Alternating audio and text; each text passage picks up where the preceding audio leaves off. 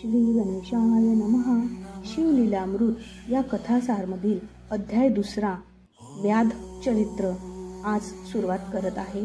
ते तुम्ही शांत चित्ताने श्रवण करावे. श्रवण भक्ती या आपल्या चॅनलवर तुमचे मनापासून स्वागत आहे. श्री गणेशाय नमः. जेथे सदा सर्वदा शिवस्मरण चालते, जेथे भोग मोक्ष आणि सर्व प्रकारचे कल्याण असते, नाना प्रकारची संकटे व दारुण विघ्ने बाधत नाही, संकेताने किंवा विनोदाने किंवा कोणत्या तरी निमित्ताने शंकराचे स्मरण घडले तरी सर्व पाप नष्ट होतात. परिसाला नकळत लोखंड लागले तरी त्याचे सुवर्ण होतेच. अमृत न कळत प्राशन केले तरी अमरपणा येतोच. औषधाचे नाव न कळता ते घेतले तरी रोग बरा होतो. वाळलेल्या गवतावर अजान मुलाने अग्नी टाकला तरी गवत जळते. तसेच विनोदाने सुद्धा शिवनाम मुखात असले तरी पाप नष्ट होते. शिवनाम मुखात आले तरी सगळे पाप नष्ट होते. उदाहरणार्थ, एखादा मनुष्य शिवभजन करणाऱ्यावर टीका करण्यासाठी जर हे लोक व्यर्थ का हाका फोडीत आहे, हे लोक शिवशिव नावाने का ओढत आहेत, हर हर अशी गर्जना वारंवार का करीत आहेत, हे गप्प का बसत नाही, शिवनामाचा कोल्हाळ करतात, माझे तर कपाळ उठले, वेळोवेळी शिव शिव म्हणून यांच्या हाती काय लागते, अशा रीतीने निंदा जरी करीत असेल तरी त्याचे दोष नष्ट होतात. आपल्या मुलाचे नाव घेताना जरी शंकर नाव आहे तरीही हा प्रभाव पडेल. अत्यंत प्रीतीने शंकराचे स्मरण करणे, आदराने शंकराचे ध्यान करणे, ब्राह्मणाला शिवस्वरूप मानून त्याला तृप्त करणे, शिवरात्रीला उपवास आणि जागरण करणे, त्या दिवशी बेलपत्रे घेऊन यथासांग शिवपूजा करणे, असे जो कोणी करील त्याचे सहस्र जन्मीचे पाप जळून पूर्णपणे भस्म होऊन जाईल. जो नित्यनियमाने शंकराला बेल वाहतो त्याच्या एवढा पुण्यवंत दुसरा कोणी नाही. तो उद्धरेल आणि त्याच्या दर्शनाने इतर अनेक लोक उद्धरतील. सकाळी शंकराचे दर्शन घेतल्यास रात्रीचे पाप नष्ट होईल. दुपारी दर्शन घेतल्यास पूर्वजन्मीचे दोष जातील. संध्याकाळी शिवदर्शन घेतल्यास 7 जन्माचे पाप भस्म होईल. शिवरात्रीचा महिमा तर शेषही वर्णन करू शकणार नाही. कपिला षष्ठी, संक्रांत, गजच्छाया, ग्रहण, अर्धोदय, महोदय इत्यादी पर्वकाळ शिवरात्रीवरून ओवाळून टाकावे. शिवरात्र हा आधीच पुण्य दिवस आहे. त्यातही शिवपूजा आणि जागरण, रुद्राचा घोष या गोष्टीचे महात्म्य फार आहे. अनेक ऋषी व देवदेवता शिवरात्रीचे व्रत करतात. याविषयी शौनक आदी ऋषींना सुताने जी सुरस कथा सांगितली ती श्रोत्यांनी ऐकावी. माघ मासातील कृष्ण चतुर्दशी ही मुख्य शिवरात्र जाणावी. असो, विध्व पर्वतात एक व्याध राहत असे. तो पशु आणि पक्षी यांचा घात करीत असे. तो मोठा हिंसक व निर्दय होता. त्याने पुष्कळ अपराध केले होते. तो एकदा धनुष्यबाण घेऊन पारध करण्यास अरण्यात गेला. त्याने फासे आणि जाळे आपल्या खाकेत धरले होते. हिरवट रंगाचे कवच अंगावर घातले होते. हातात अंगुलीत त्राण घातले होते. शिवाय इतर शस्त्रेही घेतली होती. त्याने अरण्यात एक शंकराचे मंदिर बघितले. तो दिवस शिवरात्रीचा होता. सगळीकडे यात्रेकरू आले होते. शिव मंदिर शृंगारले होते. कैलासाची शोभा तेथे आणली होती. रजत वर्ण आणि सोन्याच्या वर्णाचे ते देवालय झळकत होते. त्यावर एक उंच ध्वज उभारला होता. मंदिराचे कळस तळपत होते. मंदिरात शिवलिंग होते. तेथे भक्त पूजा करीत होते. विप्र रुद्रघोष करीत होते. अखंड अभिषेकाची धारा धरलेली होती. कोणी टाळ मृदुंग घेऊन प्रेमाने शंकराचे कीर्तन करीत होते, तर कोणी टाळ्या वाजवून हर हर असा जयघोष करीत होते. अनेक सुगंधी द्रव्यांचा वास तेथे भरला होता. अनेक दीप लावले होते. त्यांचा प्रकाश सर्वत्र पसरला होता. शंख घंटा आणि भेरी यांचा नाद गगनात मावत नव्हता. भक्त लोक त्या नादात मग्न होते. अशा वेळी तो पारधी तेथे आला. त्याने सर्व सोहळा डोळ्यांनी बघितला.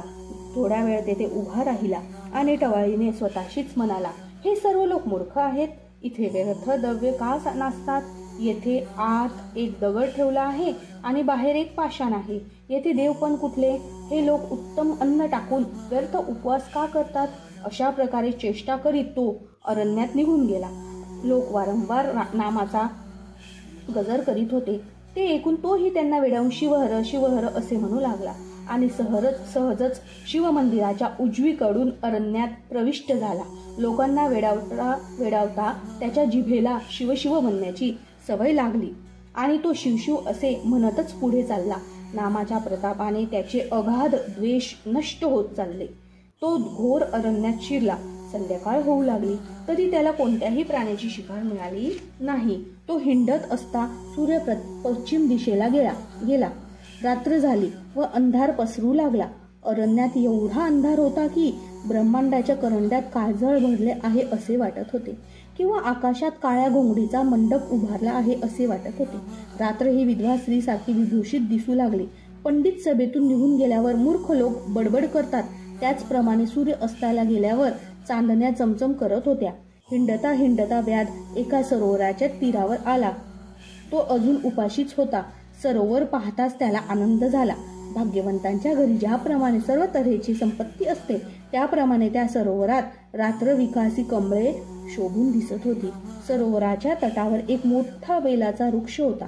योगभ्रष्ट लोक ज्याप्रमाणे पुन्हा खाली कर्मभूमीवर जन्म घेण्यास येतात त्याप्रमाणे बेलाच्या डहाळ्या खाली वाकल्या होत्या. तो व्याध त्या वृक्षावर चढून बसला. आकर्णक धनुष्य ओढून त्यावर बाण लावून तो सावजाचे निरीक्षण करीत होता. त्याच्या दृष्टीआड बेलाची पाने येत होती. ती तो उजव्या हाताने तोडून खाली टाकू लागला. खाली जमिनीवर ब्रह्मदेवाने स्थापन केलेले एक शिवलिंग होते. त्यावर अनायासे बेलाची पाने पडू लागली. अशा तऱ्हेने व्याधाकडून नकळत शिवरात्रीचे व्रत चालले होते. त्याला उपवास आणि जागरण दोन्ही घडले होते. त्याच्या जिभेला हर हर म्हणण्याचा चाळा लागला होता आणि शिवलिंगावर बेलाची पाने पडून पूजनही घडत होते. एक प्रहर रात्र झाली तेव्हा एक हरिणी पाणी पिण्यासाठी त्या सरोवराच्या काठी आली. ती गर्भिणी असून तेजस्वी व सुकुमार दिसत होती. तिने दुरूनच पाहिले की कृतांतासारख्या व्याधाने आपल्यावर बाण रोखला आहे. तेव्हा ती त्याला मनुष्यवाणीने म्हणू लागली, हे महापुरुषा, माझ्याकडून काहीही अन्याय झालेला नसता तू माझवर व्यर्थ का बाण रोखला आहेस? मी तर गर्भिणी हरिणी आहे. तू माझा वध करू नकोस. माझ्या उदरात सूक्ष्म अज्ञानी गर्भ आहे. माझा वध केल्यास तुला फार मोठा दोष लागेल. एक रथ भरून छोट्या जीवांना मारले तर एक हरिणी मारण्या एवढे पातक लागते. 100 हरिणांच्या वधांनी एका बैलाच्या हत्येचे पातक लागते. 100 बैलांच्या हत्येने एका गोहत्येचे पातक लागते. 100 गोहत्या केल्यास एका ब्राह्मणाच्या वधाचे पाप लागते आणि 100 ब्रह्महत्या केल्यास एका स्त्री वधाचे पातक लागते. 100 स्त्रियांच्या हत्येपेक्षा एका गुरुहत्येचे पातक. एका गर्भिणीच्या वधाचे पातक गुरुहत्येच्या षटपट असते. तरी माझा अन्याय नसताना मला येथे अरण्यात का मारतोस? व्याध म्हणाला, माझे कुटुंब घरी उपाशी राहून माझी वाट पाहत आहे. मीही अजून उपाशीच आहे. पण तू हरिणी असून एवढे शास्त्र कसे सांगतेस? तू मनुष्यासारखी कशी बोलतेस याचे मला आश्चर्य वाटते आणि हृदयात दया उपजते. तरी तू पूर्वी कोण होतीस? तुला एवढे ज्ञान कोठून मिळाले ते सर्व मला सांग. ती हरिणी म्हणाली, पूर्वी देवदानवांनी समुद्र मंथन केले. त्यावेळी निघालेल्या रत्नात मीही रंभा नावाची अप्सरा म्हणून उत्पन्न झाले. मला पाहून देव मोहून जातात. अनेक तपांचे आचरण करून तपस्वी माझी प्राप्ती करतात. माझ्या नेत्र कटाक्षांच्या जाळ्यात देवांचे मनोरूप मत्स्यबद्ध होतात. माझ्या अंगाच्या सुवासाला भुलून ऋषीरूपी भ्रमर धावतात. माझे गायन ऐकण्यास देवरूपी हरिणे धावत येतात. मी स्वर्गातील दिव्य भोग भोगून व सौंदर्याने उन्मत्त होऊन शिवभजन, शिवरात्र, सोमवार, प्रदोष वगैरे सर्व सोडले. अमृतपान करावयाचे सोडून मद्यपान करू लागले. देवाचा संग सोडून हिरण्य नावाच्या दैत्याजवळ राहू लागले. अशा प्रकारे पुष्कळ काळ लोटल्यावर एकदा तो राक्षस मृगयेसाठी दूरवर अरण्यात गेला. तेव्हा मला वाटले की या वेळात शंकराचे दर्शन घेऊन यावे, म्हणून मी कैलासास गेले. तेव्हा शंकर माझ्यावर कोपला आणि मला शाप देऊन म्हणाला, तू अत्यंत पापिनी आहेस. तू मृत्यू लोकात हरिणी होशील आणि तुझ्या दोन्ही सख्या सुद्धा हरिणी होऊन तुझ्या बरोबर राहतील. हिरण्य राक्षस मृग म्हणून जन्माला येऊन तुझा पती होईल.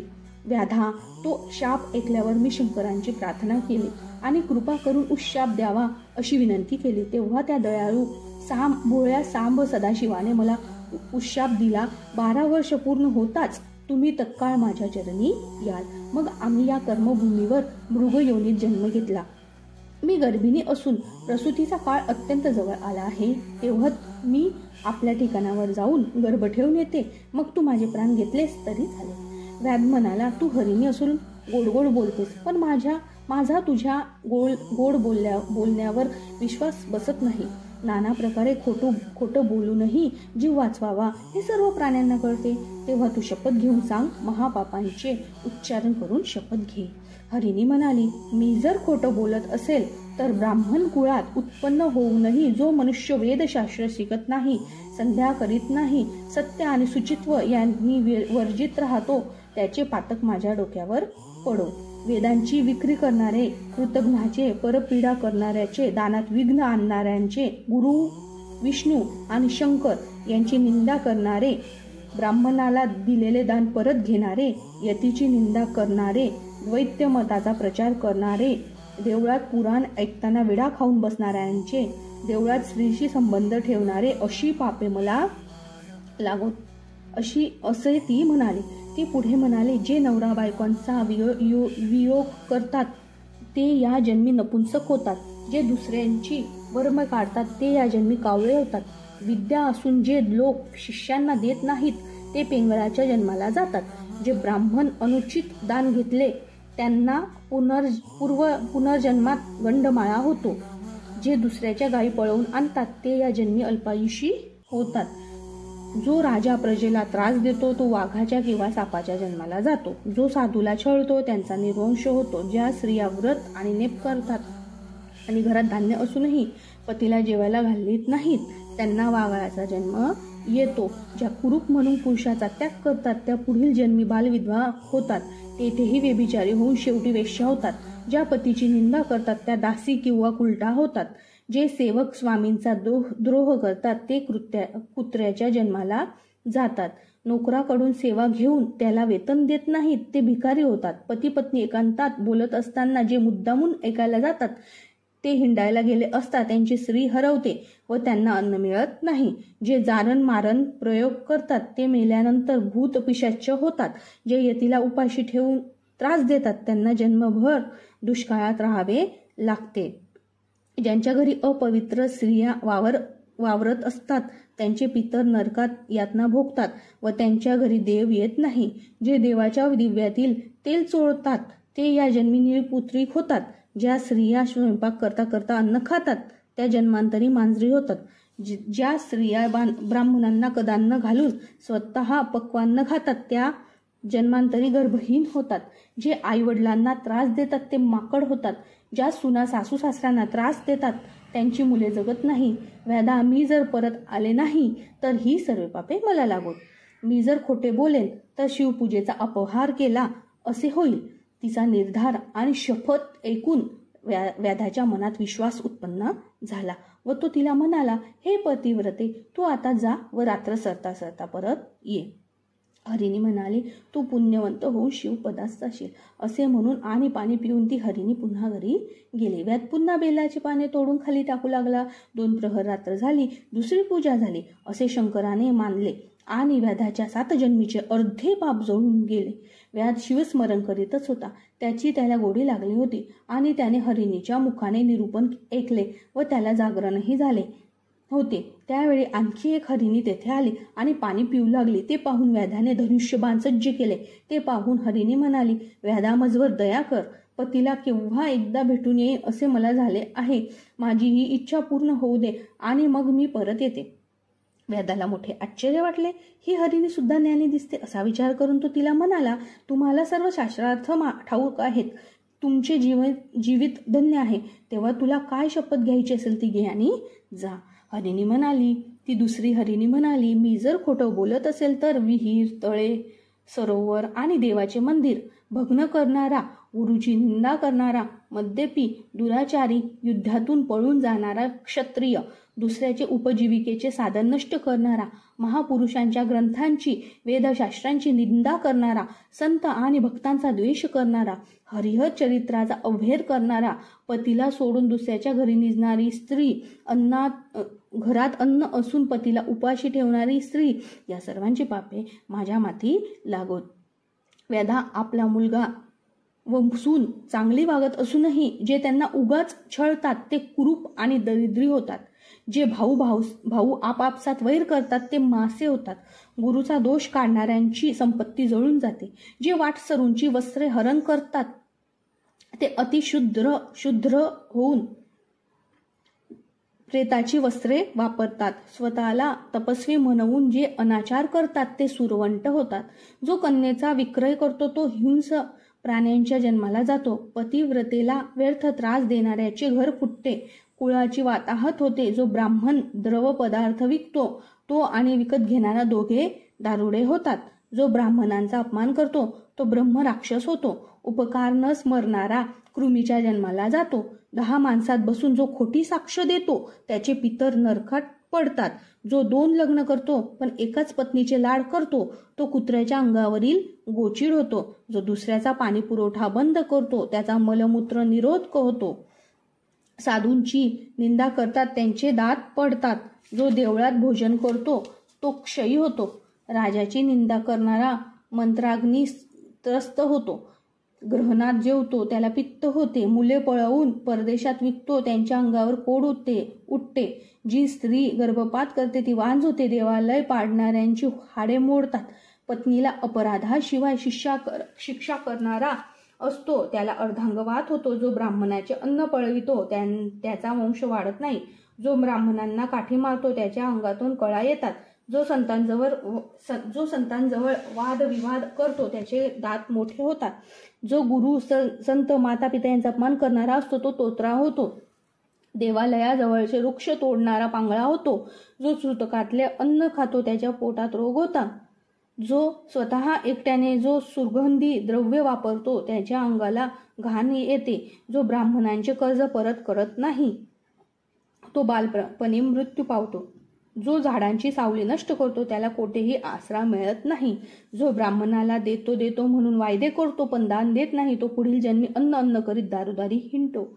जो पुत्र द्वेष करतो आणि गरीब माणसाचे लग्न मोडतो तो पुरुष असल्यास त्याची बायको वंध्या ठरते. जो ब्राह्मणांना बांधून ठेवतो त्याला यमसांडसाने पीडा देतो. जो पवित्र ग्रंथ ऐकत नाही तो बहिरा होतो. जो माता पितरांना त्रास देतो त्याचा कार्यनाश होतो. जो एकाच देवाची भक्ती करतो व अन्य देवाची निंदा करतो त्याला एकच मुलगा होतो. गोवध करणाऱ्याला कर्कश बायको मिळते व बैलाला मारणाऱ्याला मूर्ख पुत्र होतो. जो गवत आणि पाणी न देता पशूंना मारतो त्यांची मुले मुकी होतात. जो पारधी पुष्कळ पशु मारतो त्याला पुढील जन्मी फेफरे येते. जो आपल्या गुरुचा त्याग करतो तो जन्मताच मरण पावतो. जो सूर्याकडे तोंड करून लघुशंका करतो त्याचे दात लहानपणीच पडतात व केसही पिकतात. लहान मुलाच्या मृत्यूने शोक करणाऱ्यांना जो हसतो तो पुढे जन्मी निपुत्रिक होतो. असे म्हणून हरिणी पुढे म्हणाली, मी पतीला भेटून लवकर परत येते. मी जर येणार नाही तर वरील सर्व पापे मला लागून. व्याध तिला म्हणाला, ठीक आहे, तू फार ज्ञानी आहेस दिसतेस. घरी जाऊन लवकर परत ये. दुसरी हरिणी देखील परत गेली. तोच हरिण पाणी पिण्यासाठी आला. त्यावेळीही त्याच्यावर संधान करताच व्याधाला तो म्हणाला, व्याधा, माझ्या स्त्रिया पतिव्रता आहेत. त्यांना विचारून येतो आणि मी अशी शपथ घेतो की मी जर न येईन तर मला पुढील पापी लोकांची पापे लागोत. कीर्तनात विघ्न आणणाऱ्यांचा निर्वंश होतो.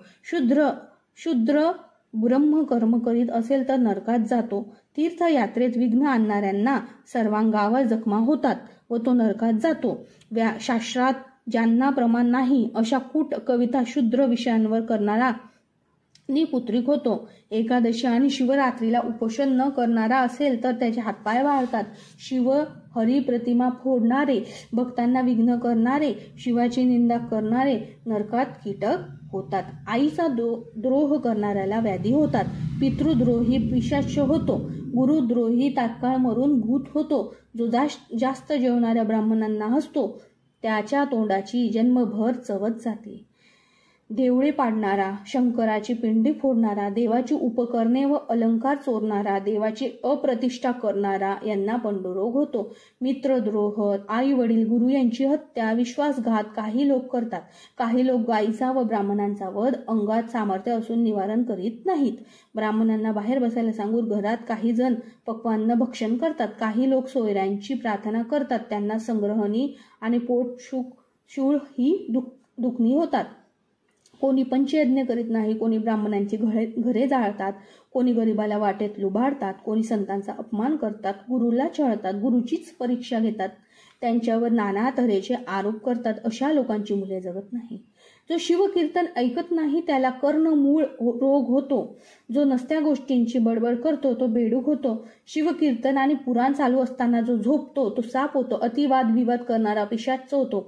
अशा तऱ्हेची अनेक पापे आहेत, ती माझ्या माथी लागोत. असे म्हणून तो मृग निघून गेला. व्याधाला आता शिवनामाची फारच गोडी लागली. त्याचा कंठ भरून आला. डोळ्यातून अश्रू वाहू लागले. बेलाची पाने खुडून तो खाली टाकीतच होता. सारी रात्र संपली. पूर्व दिशा उजळू लागली. रात्रीचे 4 प्रहर शिव जागर झाला. अरुणोदय झाला आणि तेवढ्यात तिसरे हरिणी आले. आता आपण हिला तरी मारावे असा विचार व्याधाला आला. तोच ती हरिणी म्हणाली, व्याधा तू मला मारू नको. माझे बाळ घरी आहे, त्याला पाजून मी परत येते. मी जर असे न करेल तर मला अनेक महापापे लागोत. व्याधाला ही हरिणी आता काय शास्त्रार्थ सांगेल असे कुतूहल वाटत होते. तेव्हा तो म्हणाला, तू काहीतरी शपथ घेऊन जा. हरिणी म्हणाली, 1. जो गवत जाळतो, गावाला आग लावतो व ब्राह्मणांचे पाणी अडवितो त्याला क्षयरोग होतो. काही लोक ब्राह्मणांची घरे हिसकावितात, त्यांचे पूर्वज रोव नरकात पडतात. जे लोक आई मुलगा पती पत्नी यांच्यात भांडणे लावतात, देव व ब्राह्मण यांना वंदन करीत नाही, कठोर बोलून निंदा करतात, त्यांचे हातपाय यम तोडतो. जे लोक दुसऱ्याच्या वस्तूवर चोरटी नजर ठेवतात त्यांना नेत्ररोग होतो. पुस्तके चोरणारा मुका होतो. रत्न चोरणाऱ्यांचे डोळे जातात. गर्विष्ठ लोक रेडे होतात. पारधी ससाण्याच्या जन्माला जातात. भक्तांची निंदा करतात, त्यांना तोंडांचे रोग होतात. आई वडिलांना ताडण करतात, ते लुळे होतात. जो कुपन असतो तो सर्प होऊन त्याच्या धनावर बसतो. यतीला भिक्षा न देता विनमुख पाठवितात, त्यांच्यावर शिवाचा कोप होऊन संतती व संपत्ती जळून जाते. जेवणावरून ब्राह्मणाला उठविणे हा तर सर्वात मोठा अधर्म आहे. अशा तऱ्हेने विचार ऐकून पारध्याचे हृदय भरून आले व तो म्हणाला, तू निशंकपणे घरी जा व तुझ्या पाडसाला दूध पाजून ये. तेव्हा हरिणी पाणी पिऊन धावतच तिच्या जागी गेली. त्या 3 हरिणीपैकी मोठी हरिणी प्रसूत झाली. दुसरीने पतीची प्रेमाने भेट घेतली आणि मग हरिणी म्हणाला, आता आपण व्याधाजवळ जाऊया. तेव्हा तो त्या 3 हरिणी व त्यांची पाडसे व्याधाकडे आली. हरिण व्याधाला म्हणाला, आता माझा वध कर. हरिण व्याधाला म्हणाला, आता माझा वध कर. हरिणी व्याधाला म्हणाले, आता माझा वध कर. हरिणी म्हणू लागला, हे बरोबर नाही. पतीच्या आधी आम्ही जावे हे उचित आहे. पाडसे म्हणाली, व्याधा तू आम्हाला आधी मार. त्यांची ती बोलणी ऐकून व्याधाच्या अंतःकरणात करुणा उत्पन्न झाली आणि तो झाडावरून उतरून त्या हरिणांच्या पाया पडला व म्हणाला, आज माझे जीने धन्य झाले. तुमच्या मुखाने मी निरूपण ऐकले. मी निष्पाप झाला. आता माझे तुम्हीच माता पिता गुरु व देव आहात. आता संसार लटका आहे. मी शिवपदास केव्हा पोचेन असं मला झाले आहे. तो म्हणत असताच आकाशातून एक विमान आले. त्यावर शंकराचे गण बसले होते आणि ते सर्व पंचवदन दशभुज असून वाघाची कातडी नेसलेले होते. त्यांचे तेज अद्भुत होते. किन्नर दिव्य वाद्य वाजवित होते. विद्याधर गाणी गात होते. देव पुष्पवर्षाव करू लागले होते. हरिणांची शरीरे दिव्य झाली. त्यांना नमस्कार करता करता व्याध शिवहर शिवर असे म्हणू लागला. व्याधाची शरीर पालटून तो शिवगणांप्रमाणेच दिसू लागला. शिवगणांनी त्याची पुष्कळ प्रार्थना करून त्याला विमानात घेतले आणि ती हरणेही विमानात प्रविष्ट झाली. देव व्याधांची प्रशंसा करू लागले. व्याध शिवपदाला प्राप्त होऊन त्या मृगांना तारामंडळात स्थान मिळाले. भगवान व्यासांनी लिंग पुराणात जे वर्णन केले आहे त्याचे मी प्राकृतात केले आहे. हे शिवरात्री व्रत श्रवण करणाऱ्यास पातके दग्ध होतात आणि जो हे पठण करील तो पुण्यवंत मनुष्य धन्य होय. अध्याय दुसरा समाप्त. सुख भूल देणे घेणे. ओम नमः शिवाय.